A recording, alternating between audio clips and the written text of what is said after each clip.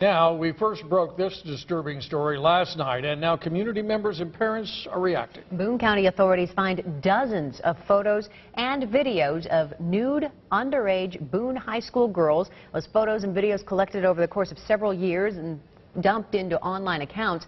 Vanessa Pang was first with this story. She's live at Boone High School with the latest. Kevin and Stacy, officials say many of the students involved go to or used to go to Boone High School, which is right behind me over here. And parents say now they're very concerned about their kids, especially in this case, since they say in this case teens weren't thinking about the consequences. Although most say they didn't think it would happen in small-town Boone, parents say they weren't surprised. I really wasn't that surprised. I mean, kids don't think of the consequences. Historically, they never have. Many parents say they first heard about the porn when KCCI broke the news Tuesday night. Boone County authorities found dozens of photos and videos of high school, mostly minor-age girls, on online databases for anyone with a username and password to access. Officials say they found over 100 unique users. Well, that's just disturbing because I have a child who's in middle school who's headed that direction, and it's a young man, and I wouldn't want him perusing any sort of a database of naked girls. We did talk to some students who didn't want to go on camera. They tell us they also weren't surprised kids were taking nude photos or looking at them, but at the same time they didn't realize their peers were doing it.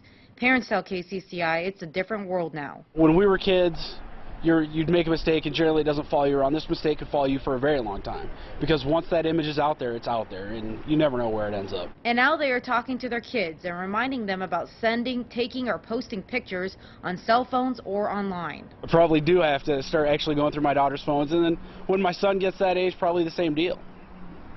Just maybe go through their phone and be a more strict parent though I'd like to be otherwise. Superintendent Brad Bernard sent parents a letter this afternoon, and in it he talked about a morning school assembly that was held over here at the high school, where the high school principal talked to students about staying proud of their successes and being respectful of one another, and also staying positive this week for their homecoming week. Kevin and Stacy. Vanessa Pang live in Boone tonight. Thank you, Vanessa. Now, as for the investigation itself, no charges have yet been filed, but the Boone County attorney says that could happen soon. Meanwhile, the Boone police and DCI are still contacting and interviewing the victims in this case. The Boone Access Assault Care Center is providing help to victims. If you need help in this case, call the number on your screen. It's 1-800-203-3488. So the question then is, why do these questionable pictures of teenagers exist in the first place? Most, if not all, were taken by the teens themselves, part of a social media phenomenon that arrived with the popularity of cell phones.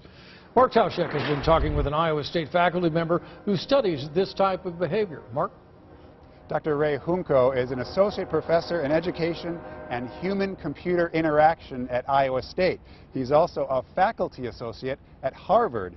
There, he's part of a research center focused on the internet and society. He says the situation in Boone is just a reflection of the digital version of what young people have always been doing. There's certainly a discrepancy between what is actually happening and then cultural norms, which I think need some time to catch up. Dr. Ray Hunko says adults outraged at the idea of young people sharing naked pictures like these should look at research on the sexual activity of today's teens. Culturally, I think we see these stories and we think, oh wow, kids are, really sexually active and this is terrible and, they're getting pregnant and all these things. But actually older people were worse. Hunko says sexting is actually the safest sex. The kids aren't even in the same room. But sexting is definitely not something parents should ignore. As a parent, I would rather have my child engage in sexting than actual sexual behaviors before they're ready. However, all the evidence shows that if a young person is sexting, that they're probably engaged in sexual behaviors. Hunko says it's important for parents to explain to their children that there is a permanent record of these pictures and no way to have 100% control over any of them. It doesn't feel like exhibitionism when you're sending it to one person, but the potential for exhibitionism is absolutely there. In case you're wondering, sexting is not a teen thing. Data from the Pew Internet and American Life Project shows that the age group most likely to sext, adults ages 25 to 34. Reporting live in downtown Des Moines, Mark Tauschek, KCCI 8 News.